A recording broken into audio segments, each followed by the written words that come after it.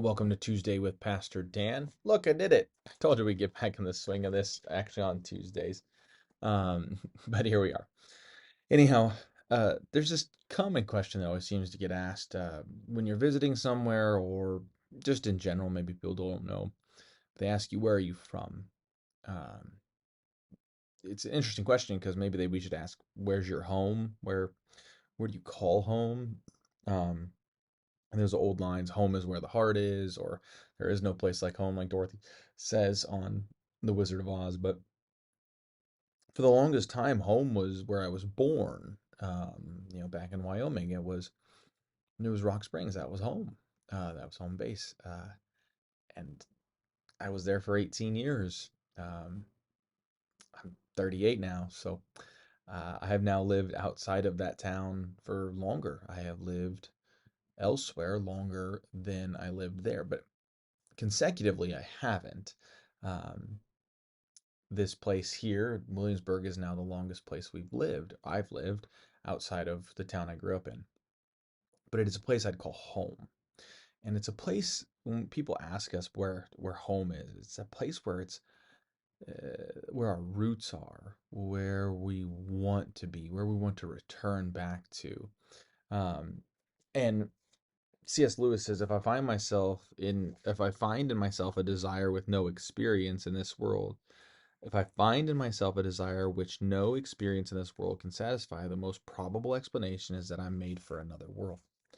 Our homes are not just here. Jesus says in John that I go to prepare a place for you. Um, and we talk about an eternal home, but we live here presently. And it kind of goes back to what I was talking about last week, if you watched the video about living, as we make our homes here in this place, but we also know that our homes are of another place. Jesus often says that you're thinking of things of this world and not of above. Um, but we put our homes we put our lives and we place roots and we make our homes in places here, but we also can have that hope and that trust that home is a place beyond this. And what that does for us is it gives us this sense of greater community, this sense of greater familialness. Because then when we do that, we place our home in that eternal place, that divine place, that divine life.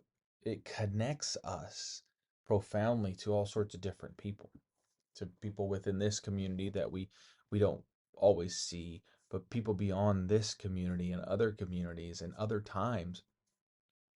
Um, that's our home. So we're part of that family, God's church, God's family, and we live in that community with our brothers and our sisters in Christ until we are we are gone from this plane of existence. But it expands our home so that not only are we home, having our home beyond this place and time expands our home here and now to this large, broad gathering of faithful people who tap into that same thing in Jesus, who believe that same thing, who worship, who join not just our church community, but this larger community of faith becomes our home. So then we can go from place to place and find a home or a place to settle or a place to be or a place of welcome and want.